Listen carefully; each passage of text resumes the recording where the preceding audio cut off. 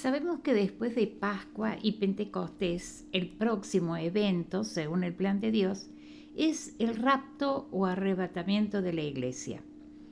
El Señor Jesucristo no viene a buscar una denominación, sino a fieles, obedientes y llenos de fe que hayan creído en la salvación a través de su sacrificio que borró nuestras transgresiones en la cruz. Nos iremos con Él cuando Él venga. Para arrojar luz sobre este tema, vamos a reflexionar basados en la palabra de Dios. ¿Cuál es la condición para ser arrebatados en las nubes del cielo? Vamos a leer 1 Tesalonicenses capítulo 5, versículo 23. Y el mismo Dios de paz os santifique por completo, y vuestro espíritu, y vuestra alma, y vuestro cuerpo sean guardados irreprensibles para la venida de nuestro Señor Jesucristo. Según lo que leímos en este texto, para poder participar del rapto de la iglesia, debemos ser irreprensibles, o sea, sin culpa, irreprochables en todo nuestro ser, espíritu, alma y cuerpo. Brevemente veremos, de acuerdo a la Biblia, estos tres elementos constitutivos del hombre. Si bien en el orden del texto denota una jerarquía, espíritu, alma, cuerpo, nosotros vamos a avanzar de lo más conocido a lo menos conocido. Por eso vamos a tratar primero el cuerpo. Por el cuerpo, dado por Dios al hombre, el hombre entra en contacto con el mundo natural a través de los sentidos. Recibe influencia del mundo natural.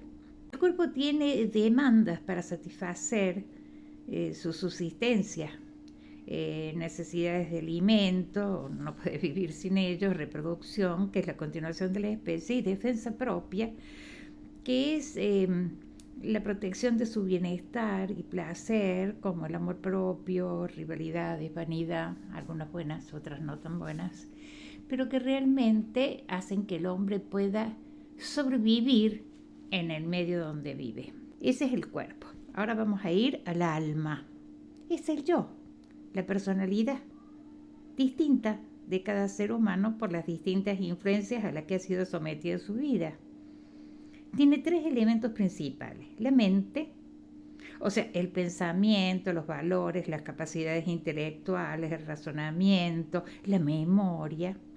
Después, las emociones, o sea, la alegría, la tristeza, la culpa, el amor, el odio, el enojo, etc. Y también la voluntad, que es la maravillosa capacidad que el Creador nos ha permitido para que libremente escojamos, decidamos cómo dirigir nuestra vida. El libre albedrío es la posibilidad de elegir y obrar, pero asumiendo las responsabilidades de nuestros actos. Hemos visto cuerpo, hemos visto alma, y en el alma hemos visto tres elementos: la mente, o sea, el pensamiento, las emociones y la voluntad, que es la característica que Dios ha dejado para nosotros, que es propia de cada ser humano y que la puede usar, pero siempre asumiendo la responsabilidad en sus actos. Ahora vamos a ver la tercera parte constitutiva del ser humano, que es el espíritu. Quizás sea el más difícil de identificar. Algunos cristianos lo ignoran, ya que toman en cuenta solo el cuerpo y el alma. Generalmente confunde, creyendo que es lo mismo, el alma y el espíritu. Sin embargo, este elemento constitutivo del ser humano fue dado por Dios para que podamos comunicarnos con Él. Es su vía para dar vida espiritual. Con el espíritu, el hombre puede tener comunión con el autor de nuestras vidas para guiarnos y fortalecernos, porque el espíritu del hombre permite la llegada del Espíritu Santo al ser humano. Pero desde la desobediencia de Adán y Eva, el espíritu humano quedó adormecido e inutilizado. El pecado quebró, interrumpió la comunicación con Dios. Pero Él, en su amor, quiere restaurar ese vínculo con todos los hombres. Cómo lograrlo lo vamos a ver enseguida, un poco más adelante. Vemos es más sencillo entender el cuerpo y el alma, pero más difícil comprender la importancia del espíritu humano. Es de urgencia que el hombre reconozca que tiene un espíritu. De acuerdo a esto, entonces, hemos visto los 3 elementos constitutivos del ser humano. El cuerpo, que nos vincula con el medio, por medio de los sentidos. Después hemos visto el alma, que tiene 3 elementos. Y por tercer punto, el espíritu, que es lo que nos comunica con Dios. De acuerdo a lo que dice 1 Tesalonicenses 5:23, esos son los 3 elementos. Hay otros textos, pero ese sería el texto clave para nosotros. 1 Tesalonicenses capítulo 5, versículo 23. Ahora vamos a ver cómo y por qué y cuándo específicamente se rompió ese vínculo. En el tiempo de Adán y Eva, antes de la caída, sin pecado, sus espíritus estaban habilitados para comprender el mundo espiritual y por eso podían tener comunión con Dios. Sus almas funcionaban armoniosamente, sus pensamientos y sus emociones estaban siendo guiadas por Dios e incluso sus cuerpos obedecían al propósito del Creador. Todo era bueno y no conocían la maldad. Pero estaban en proceso. Así le llamamos al tiempo en que cada persona toma para rendirse voluntariamente al propósito de Dios sobre los seres humanos. Vamos a ver que sus almas funcionaban, ¿no es cierto?, armoniosamente. Eso es muy importante. Todo era guiado por el Señor, porque estaban en comunicación con Dios. Eso es muy importante. Ahora, Dios no quiere autómatas, ¿no? Quiere seres humanos libres, que decidan seguir el camino que Dios propone. En algún momento Adán y Eva deberían elegir libremente. Ellos voluntariamente debían obedecer las sabias enseñanzas. Génesis 3, versículo 8 nos indica que Jehová Dios se paseaba en el huerto, al aire del día, dice el texto. Y Génesis 3, versículo del 1 al 5, nos explica que Él les enseñaba que podían comer los frutos de todos los árboles, pero no de uno de 2 árboles importantes señalados. Si lo comían, a ese único árbol que no debían comer, si lo comían, morirían. Y Génesis capítulo 2, versículo 9 indica que uno de los árboles era el árbol de la vida. De ese sí podían comer y vivirían porque él era el árbol de la vida. Pero siempre que permanecieran en el huerto sin desobediencia. Pero el otro árbol era el árbol de la ciencia o del conocimiento del bien y del mal. De ese no podían comer. Sin embargo, Dios Espíritu, había estado trabajando en las almas, en los yo de Adán y Eva. Sin pecado se fortalecían en las enseñanzas de Dios mismo cuando se paseaba por el huerto. Entonces se fortalecían sus pensamientos, sus emociones. Pero sus almas y sus cuerpos todavía no estaban totalmente conquistadas por el Espíritu Santo, porque es todo un proceso.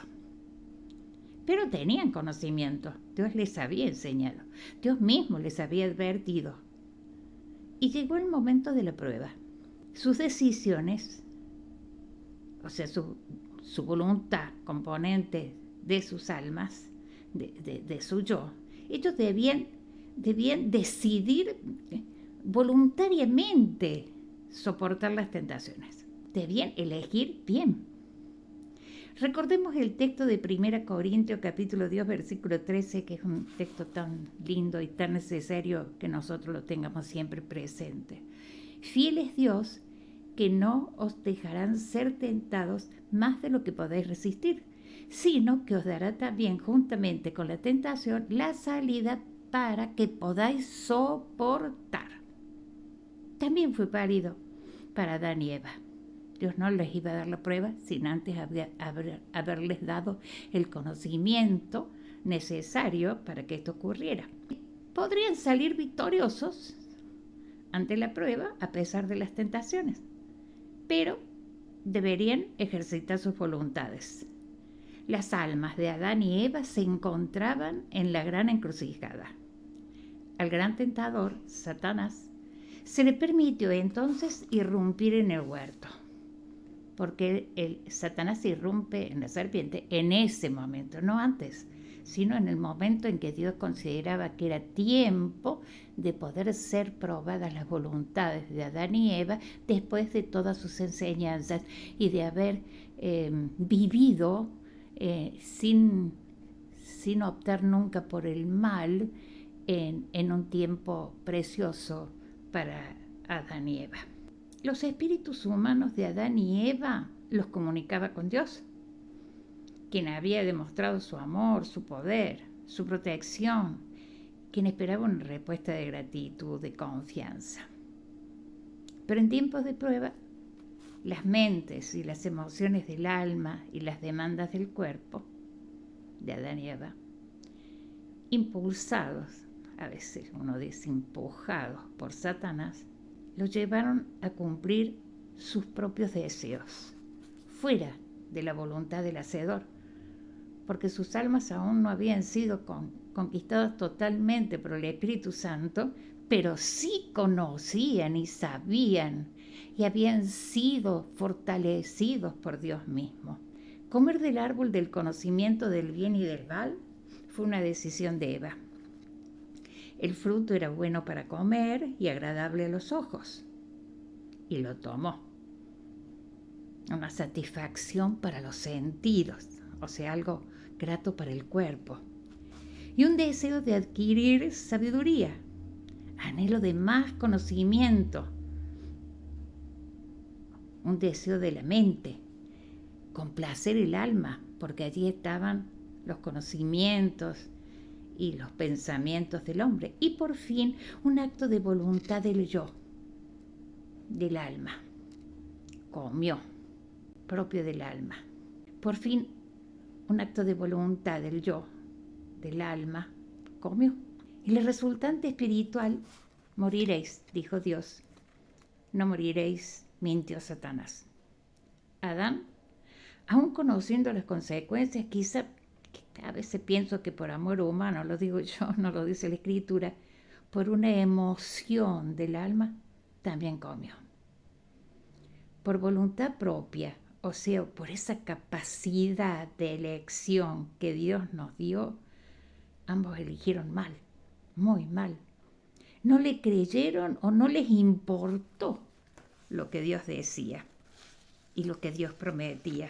Desobedecieron y desde ese momento el espíritu del hombre se adormeció. Hay un texto de Isaías, capítulo 59, versículos 1 y 2, que dice: pero las iniquidades de ustedes han hecho separación entre ustedes y Dios, y los pecados han hecho esconder su rostro para no escucharlos. Isaías 59, si lo quieren buscar, versículos 1 y 2. Separación. Dios esconde su rostro. Los pecados, en definitiva, la desobediencia de Adán y Eva, produjeron la mayor catástrofe para la humanidad. Pero no les echemos la culpa a Adán y Eva. Si hubiéramos sido nosotros, ¿hubiese sido distinto? ¿O no es cierto que desobedecemos y a veces a sabiendas? El caso es que la comunión con Dios a través del espíritu del hombre ya no cumplía su función de vínculo entre Dios, espíritu y el hombre. Ellos, Adán y Eva, estaban en el proceso de ser hombres espirituales, siempre que fuesen guiados por el Espíritu Santo, sin conocer la maldad. ¿Fue Dios injusto? No, porque Él nunca permitió una prueba mayor de la que podamos soportar. Cuando se corta el vínculo con Dios, donde el espíritu era guiado y llevado a impactar el alma y desde el alma saturar aún sus cuerpos para honrar el propósito eterno del Creador, ocurre un fenómeno doloroso para el ser humano. Ya se cortó la comunión con Dios. Entonces ahora manda el alma. Voluntariamente, Adán y Eva y toda la humanidad después decidieron no ser guiados por Dios. Sus pensamientos y sus emociones se desordenaron, ya no están guiados por Dios, y se manifiestan en sus cuerpos. Esta interacción del alma sin Dios y el cuerpo, que anhela más y más el mundo natural, es lo que la Escritura denomina la carne. Queda por resultado las obras de las obras carnales de Gálatas 5, versículos 19 al 21, ¿no? Donde para nombrar algunos de las obras de la carne, podemos decir el adulterio, la lascivia, la idolatría, las iras, las contiendas, las herejías, los celos, las envidias, las borracheras y tantas otras cosas que hay como obras de la carne, donde el hombre sin Dios, a veces guiado por su alma en conjunto con su cuerpo, se van cada vez alejando más de las cosas de Dios. En definitiva, es un camino de destrucción propia.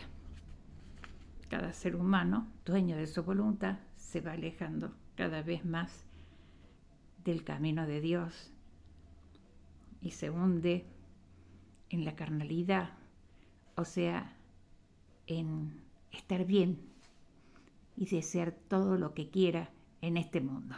¿Es un final trágico para la humanidad? No.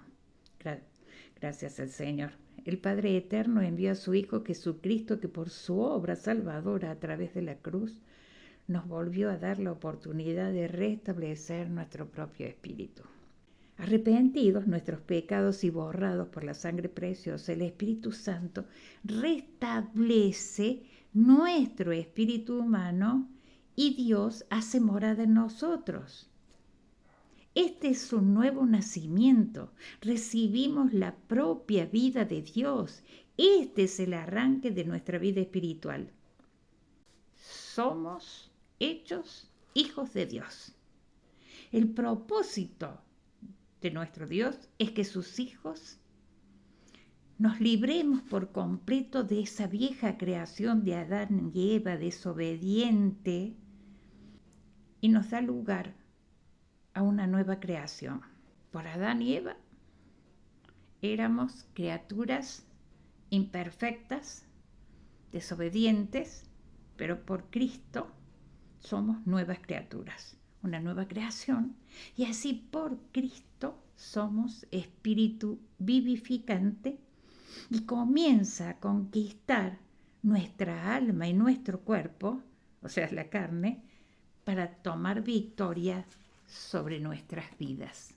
El Espíritu de Dios, paciente, amoroso e incansablemente, lucha palmo a palmo para que el hombre natural, caído, desequilibrado en sus pensamientos y emociones, obrando en cuerpos excesivamente demandantes, aprenda a obedecer a Dios voluntariamente para llegar a ser hombre espiritual, que lo vamos a llamar cristiano espiritual. Satanás se opone y da la batalla. Nuestra carne se debilita. Es una verdadera guerra espiritual todos los días y a cada momento. ¿En qué se equivocaron Adán y Eva? Si solamente debían decidir, eran actos de voluntad. Pero también nuestra voluntad es débil, voluble. Y entonces llegamos a la conclusión, y hermosa conclusión, que tampoco nuestra voluntad puede hacer nada por nuestros esfuerzos. En el mundo espiritual no hay mérito de hombres. El Espíritu Santo también en esta área se moverá. ¿Dónde ponemos nuestra voluntad? en Cristo. No mirar nuestra pequeñez, sino mirar a Cristo Jesús. No somos ni fuertes, ni inteligentes, ni capaces de emprender por nosotros mismos y ganar esta guerra espiritual. Es imposible. Sin Dios es imposible llegar a las cosas del Señor. Entonces, ¿qué tenemos que hacer? Descansar en el Señor, descansar en Él. Firme nuestra fe. De nuestra firmeza y confianza en Él dependerá el triunfo de Dios. Y si no confiamos o nuestra fe se debilita, el triunfo del enemigo. El triunfo de Dios es importante en cada uno de nosotros, porque ese triunfo de Dios en nuestras vidas es vida eterna. El triunfo de Satanás es destrucción y muerte eterna. Nuestra debilidad es grande, pero Dios es nuestra fortaleza. Esperemos la venida de nuestro Señor Jesucristo, guardando irreprensibles nuestro espíritu, alma y cuerpo, como Él nos pide. Dios nos santifica, nos separa para Él, y nosotros debemos abstenernos voluntariamente de todo mal. Ejercer nuestra voluntad fortalecidos en el Señor, mirando a Cristo. Así seremos, no por mérito propio, sino por la obra de Dios. Así seremos irreprensibles y irreprochables, sin culpa, o como dicen algunas versiones, perfectos. Debemos tener una vida santa para reunirnos con Él en su venida. ¿Cómo estamos nosotros ante la próxima venida del Señor? ¿Qué dice la palabra sobre nuestra posición en Cristo? ¿Nos iremos con Él? ¿Cómo es nuestra postura? ¿Somos hombres naturales? ¿Cristianos carnales? ¿Cristianos espirituales? Lo veremos en la segunda parte de este estudio. Bendiciones.